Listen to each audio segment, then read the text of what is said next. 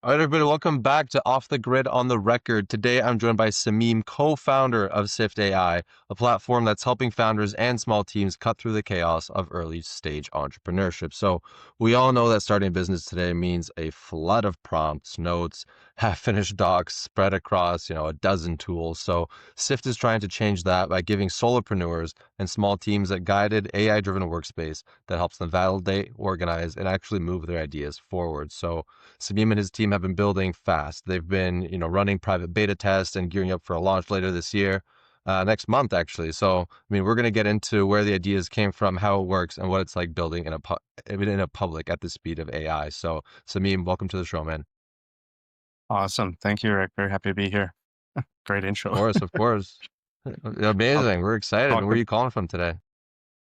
I'm calling from Vancouver, BC, Canada.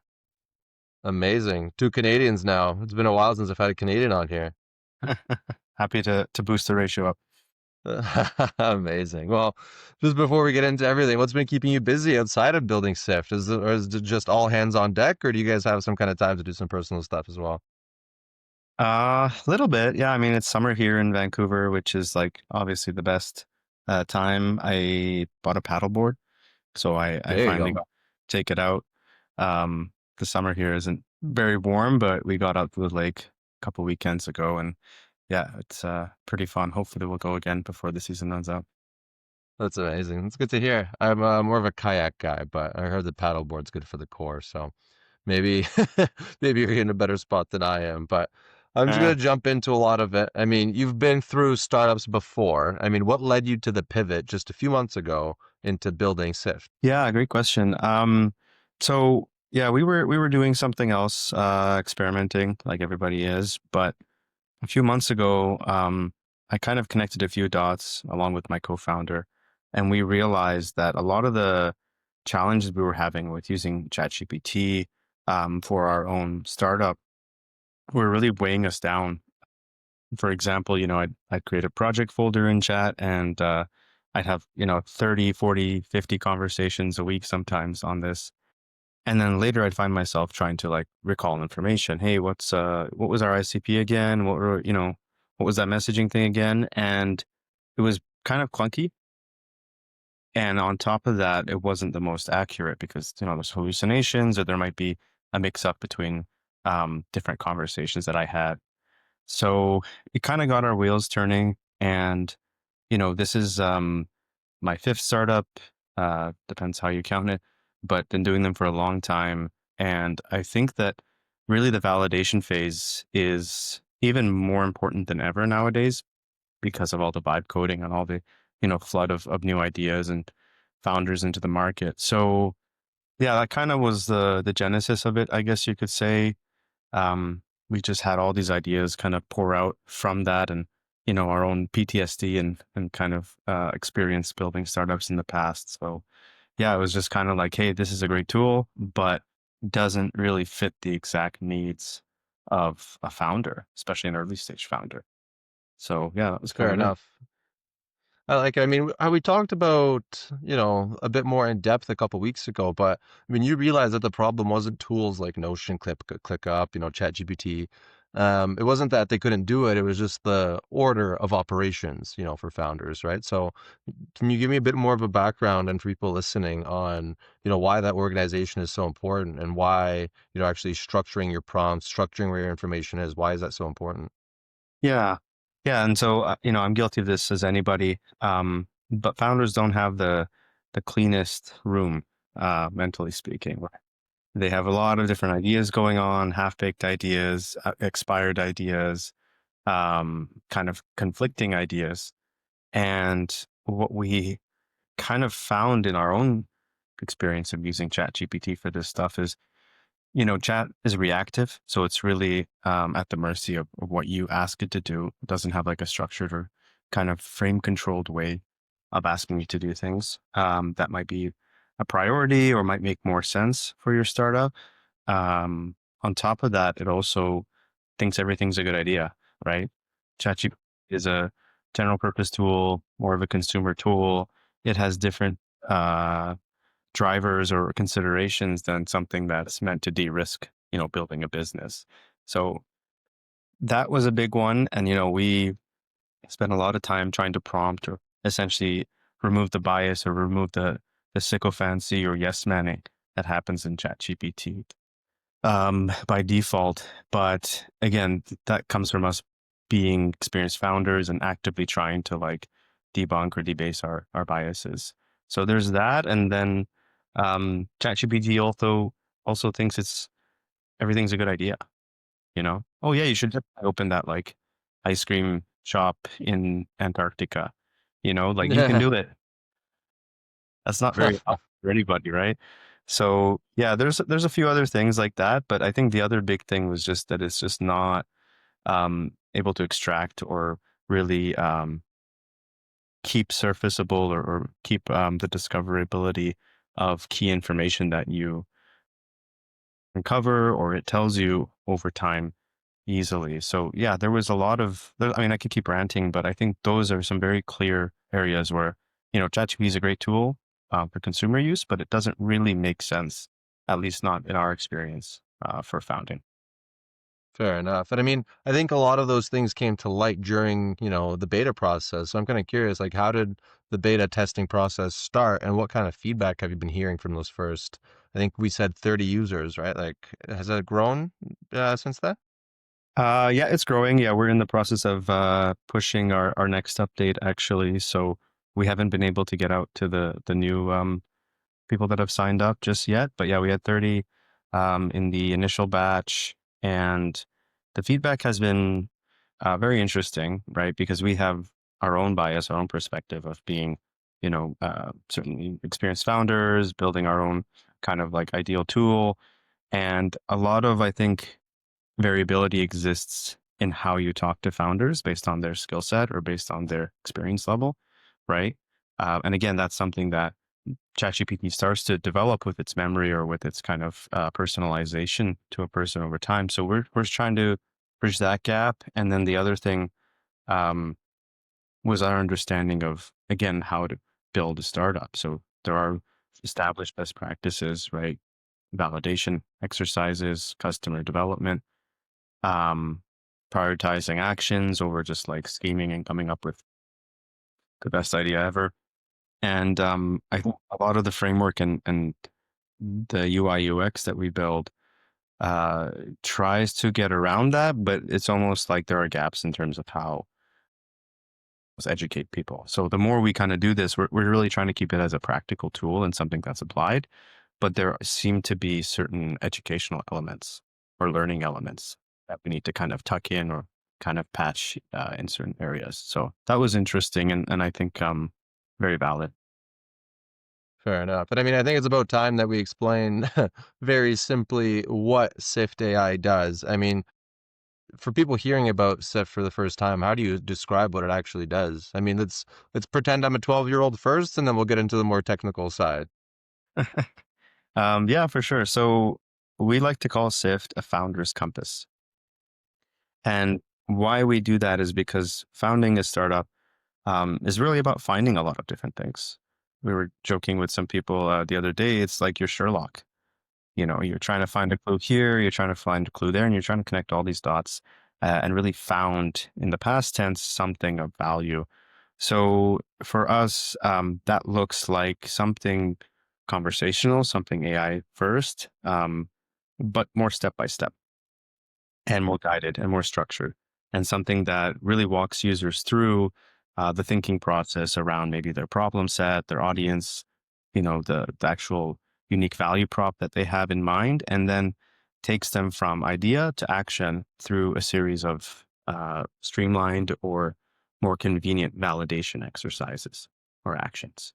So that's kind of like the very basics of it. Anyone who's been through a startup accelerator or who's done like a lean canvas would understand that, there are frameworks or there are kind of like exercises that you can do that really um, are not that hard, but they help you just get your thoughts out on paper and start to spot different things that maybe are missing or contradicting and focus your effort on where you want to like spend time de-risking the business that you're building. So we incorporate a lot of those elements. I do think what we're building is a hybrid of all these things that we've talked about. It's not that simple, and that's why we have our own term of the founder's compass. But yeah, it really is just an AI app that makes it so you can do a brain dump and properly organize, and over time keep track of what's working in building your business and what's not. That's fair. So, would this be considered something that someone would use as a replacement of the tools that they're currently using? Um, I think eventually, yeah, we want to get it to that point. Obviously, ChatGPT has a lot of utility, Claude, Gemini, you name it. But yeah, we are kind of going for this approach that you would have it all in that source. Probably, well, I shouldn't speak too soon, but I think other tools like Notion or your Google Workspace wouldn't be things that we want to replace, at least, not completely. And it would probably tuck in work well with those tools. The same goes for like vibe coding tools or Cursor or whatever else it is that you're using to build, right? So it's certainly not like a catch-all replacement for everything, but it is um, probably a better way to kind of organize your AI chat conversations. That makes sense. I mean, we talked about how it's almost described as a guided chat, that stores and structures information, right? I mean, almost like a glamified canvas. I mean, can you walk us through what it looks like for a new founder logging in for the first time and just starting to use it? Yeah, sure. So it has a chat component to it, and then on the other side, there's essentially a canvas. So something like a structured um, table, and you're able to kind of talk and have that information go into those different topics.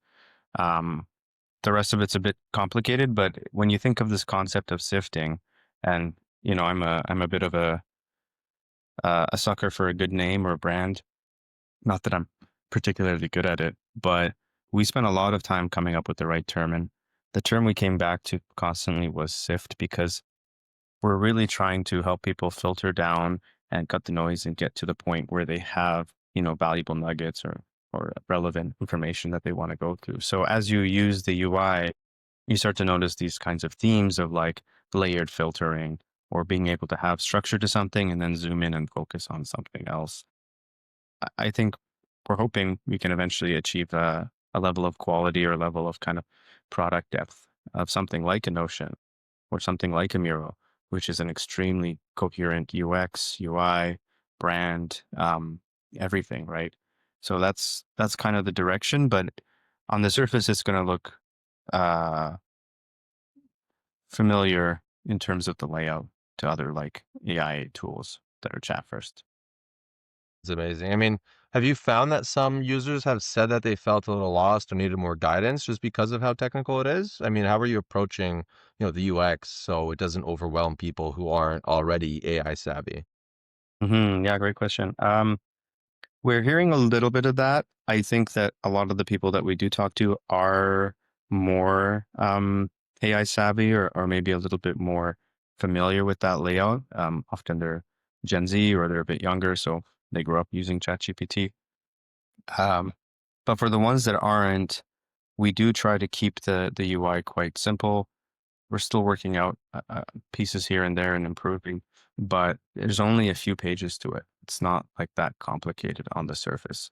Really, the complexity comes just in terms of like the data management or how you actually keep track of all the information over time. But if you think about the customer journey as a slope, we like to keep it fairly like shallow. We like to keep it as a pretty gradual grade that you don't have like you come in and all of a sudden there's a huge cliff or a huge wall in front of you and there's a million things that you have. I mean, I think a big component of that itself is information, like we talked about before, right? I mean, too many prompts, too many experiments. Everyone's talking about, how there's so much information out there and becoming an expert in something is, near impossible. So, do you find that that's the single best headache SIFT is solving?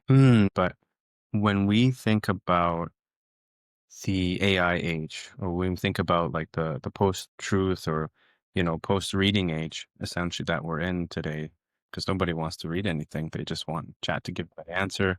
Um, Plenty of people have thought about have talked about how that impacts thinking and neurological development.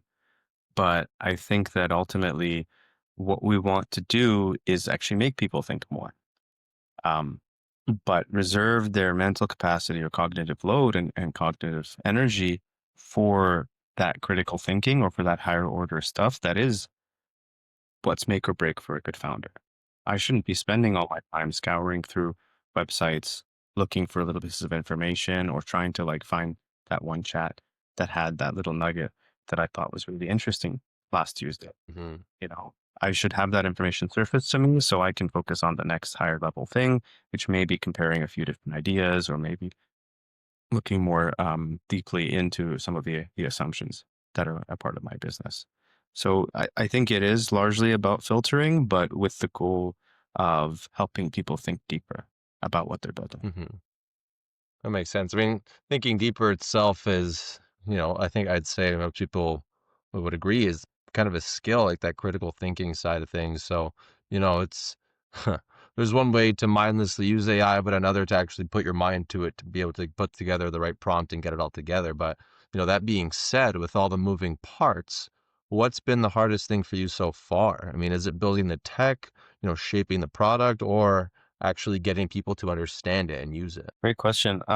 So this may be an uncommon answer in the vibe coding age, but I think for us, the hardest part is the architecture and essentially like the data strategy around it because it needs to be scalable and it needs to fit different types of businesses, right? This isn't just for SaaS founders. This isn't just for AI startups. We're really trying to approach this in a more inclusive manner. And what that means is that we have to think at another layer of abstraction in terms of the way we organize information. It's not just like a lean canvas, or it's not just something that, you know, um, a very specific type of business would want to use. It has to be something that is almost generalized and made versatile across the board. So we spent a lot of time, rebuilding different aspects of the back end. We spent a lot of time thinking about how to properly set up the information architecture or properly like lay out different aspects of the UI UX so that the user even understands this level of organization.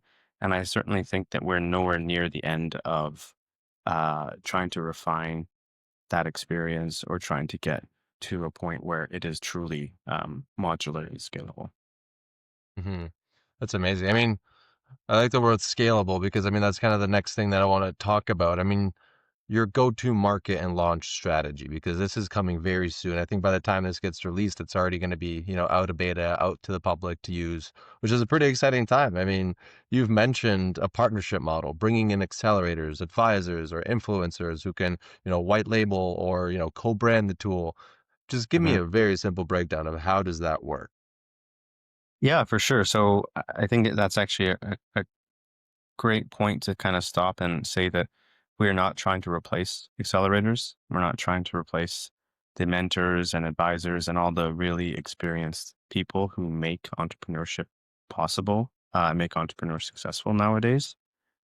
But what we are trying to do, and we can't take credit for this idea, it's something we've heard from the market, is we're trying to help them scale their reach or scale their operations because there's so many people that are sitting on an idea or very, very early stage and very few of them are at the point where they can justify or they can really attract that level of support from an ecosystem leader or an ecosystem enabler like an accelerator or mentor.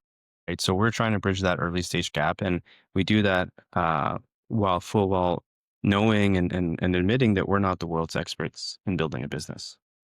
We certainly have some experience, but what we have more so is this uh, technology or this product vision of how to help founders based on our own understanding of the problem. And so we invite and we're already partnering with a bunch of different ecosystem enablers like these accelerators. And so to use our platform, customize it, make it their own, and offer it to their communities and use it to make their own ecosystem more efficient, right? That's really the kind of core of it. So the way that works is that we entice and incentivize those partners, um, by making it free for them. We make it very easy for them to come in and kind of customize their curriculum and do what they want to do with us.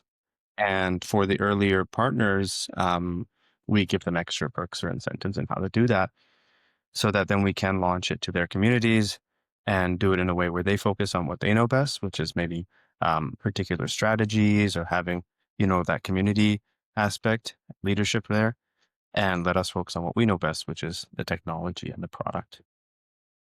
That's amazing. And I mean, I love the explanation there, actually. You said a lot of very interesting things because there's always there's always a niche and a need for, just anti-complexity, right? So I think the one thing I want to kind of get into is, people pay a lot for something that'll just organize, their calendars. I mean, you have, tools out there that are costing, $30 a month and all they do is play Tetris with your calendar. So, I mean, when we're talking about, making things, affordable on one side, but what are we talking here in terms of price? What are the different tiers and, how is that, go to market, strategy kind of reflect that? Yeah. So, I'll be upfront. We haven't figured that out yet completely, but our goal is to offer the best value service um, in our market. And the reason we want to do that is maybe two or threefold. Firstly, our mission is to make entrepreneurship more accessible. I have done 5 startups, and all of them have been indie startups. Didn't ever raise from VCs or go to a prestigious program.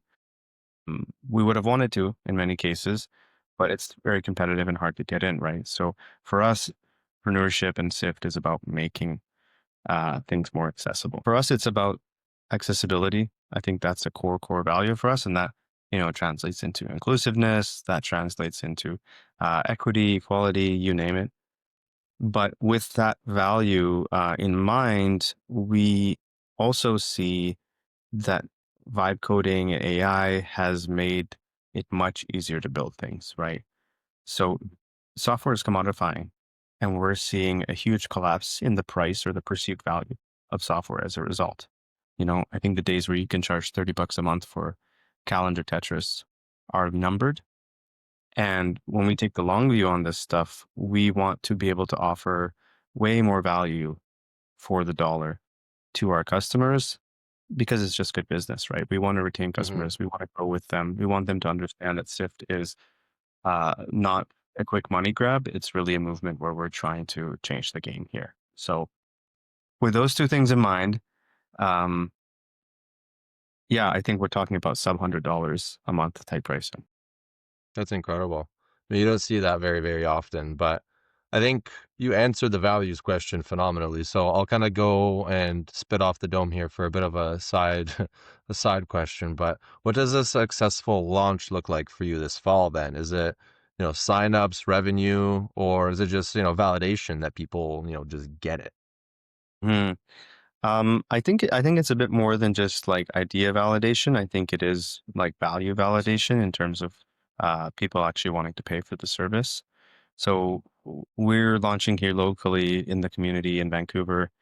Um, we're lucky to have partnered with a lot of great ecosystem leaders and community builders that are kind of also coming up around this time here locally. And so our goal for the, I think, initial launch is just to get that validation and understand where we want to focus because, everybody says this, right? What's your market? Oh, my market is everybody. Well, that's not how you go to market, Never right? You true. niche down.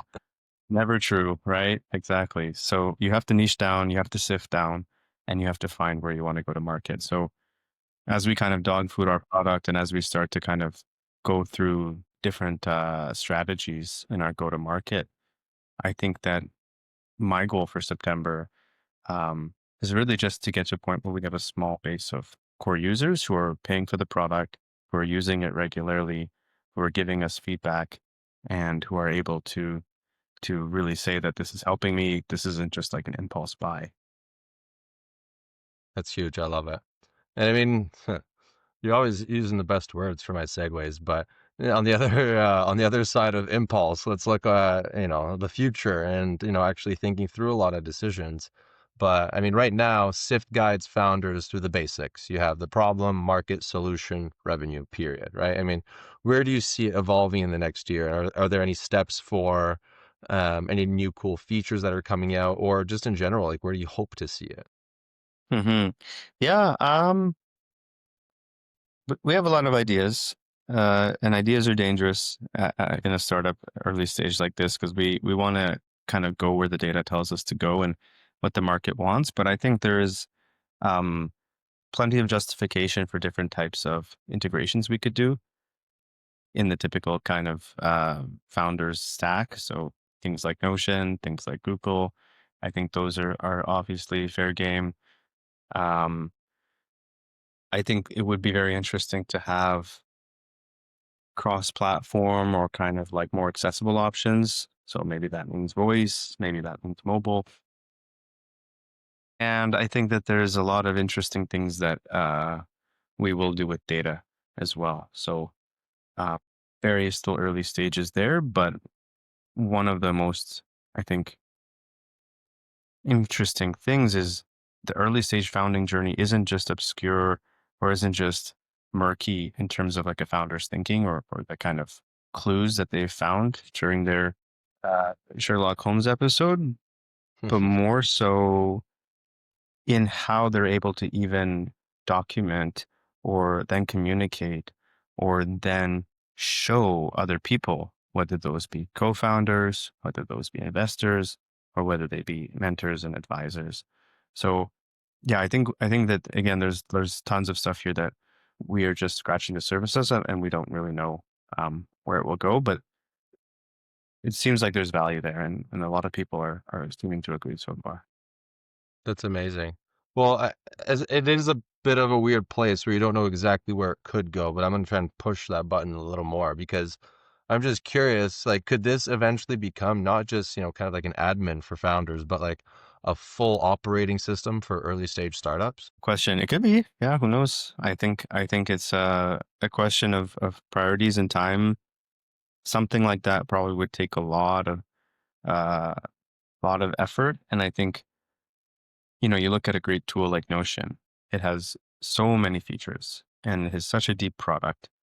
But I would say that a lot of people don't use it to its full potential, or maybe not even half of its full potential, right? And I think there's this like old joke that whenever someone tries to make like a universal standard or a universal go-to for something, it usually falls short and it just adds to the pile of options that people have to kind of sift through. So Not the specific challenge, enough. yeah, well, it's not that it's also that it's not specific enough, but it's also that the customer journey becomes too long. The customer journey becomes steep. The customer journey, uh, it just isn't like really feasible for most people. I don't want to spend 10 hours learning how to use this tool, or I don't know what the exact mechanism is in which I could turn a daily go-to tool like Notion for my, I don't know, company's knowledge management into also a tool that I use for tracking our backlog or doing like sprint planning, things like that you know it's Hmm. there, and I'm sure smarter people have thought about how to do it, but I think that's the number one concern for us when it comes to like adding features is building the feature isn't hard, maybe even knowing what a valuable feature isn't hard, but it's more so like how do we create a simple and accessible customer journey and UX so that the users actually get the value out of that tool. Fair enough. I mean, one thing that I kind of want to twist on you just to see how this is what you're seeing in the industry. But with all the buzzwords of AI now, do you think founders are ready to trust AI with shaping their earliest business decisions? Or do you think that there's still a mental hurdle that you have to cross before that can happen? Yeah, great questions. I love them. Keep them coming. um You're totally right. No, I think it's a concern that we've heard, and it's something we're definitely trying to address. A lot of people have very valuable, unique ideas that they want to build out, and it is a challenge, I guess, when they try to pitch or when they try to share or when they try to, uh, use a tool like ours. But the alternative is that they're giving away their data for free to OpenAI, to Google to Anthropic, you name it, right? And a core tenant or a core thing that we're doing is protecting your privacy and maintaining essentially your IP or any perceived IP that you think you have in the platform by using our service. So it's kind of a core thing front and center in our product. And we have a lot of, I guess you could say, like infrastructure or kind of technical features there that help protect that. So Hmm. yeah, I think it's very important. And I think that it's going to become more and more important over time because as we look at how we connect maybe advisors or accelerators to promising founders, this becomes kind of a battlefield, right? Is who gets what data? How's that data Hmm. uh, essentially monetized, right? And we, again, take a founder's view of it, having been founders for so long. So I think that that's a key reason why we need to charge for the service. If we don't charge Hmm. for the service, then we're at the mercy of um, the investors or the B2B companies who want to pay for that data. And so it's a question Hmm. of, if you don't value that privacy, that's totally fine. You can go use ChatGPT, but part of the structured value that using something like SIFT offers is also on top of it, the peace of mind that, your data isn't going to be shared without permission. Hmm. That's amazing.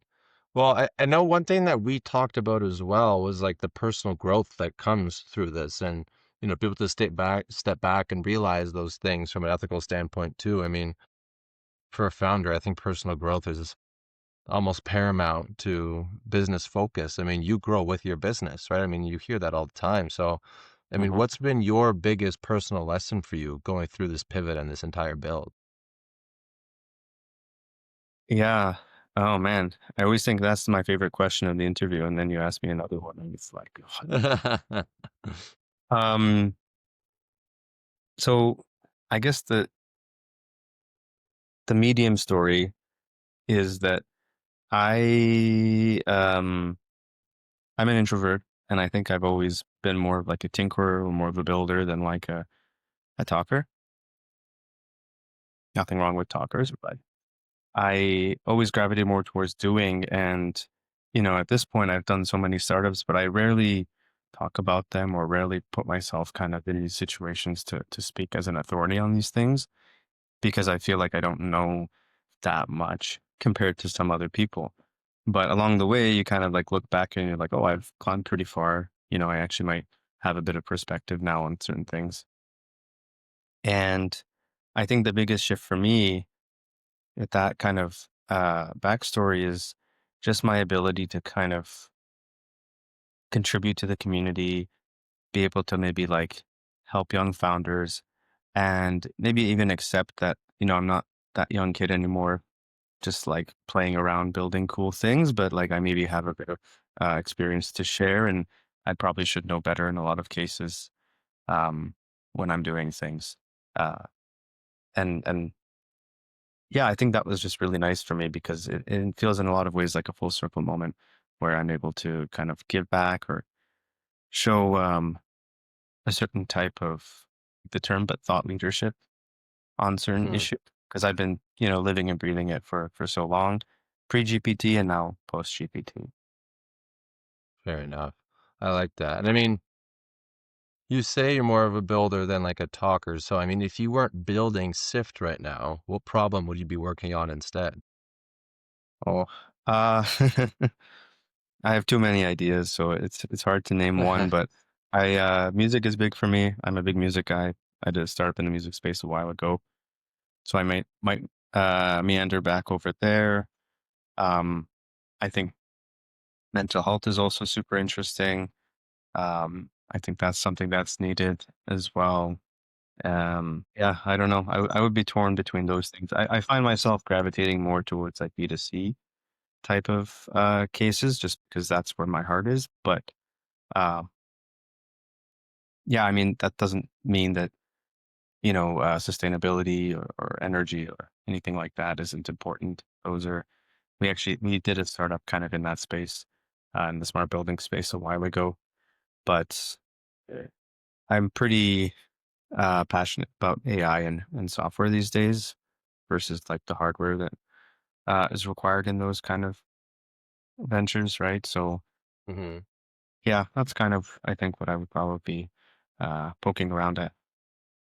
Fair enough. I love it. Well, so I mean, this has been awesome. I mean, I think a lot of founders listening are going to really resonate with the pain of messy notes, like half-done plans and not knowing what to do next. I know when I started, I couldn't believe how much I actually had pen and paper work done, but just everything across like my entire dashboard was, disgusting. So, I mean, not knowing what to do next is also a big thing that we talked about. So having something that basically guides you and helps you figure that out is massive. So, I mean, SIFT is giving a structure to the chaos I like. And I mean, it's clear that you're definitely onto something.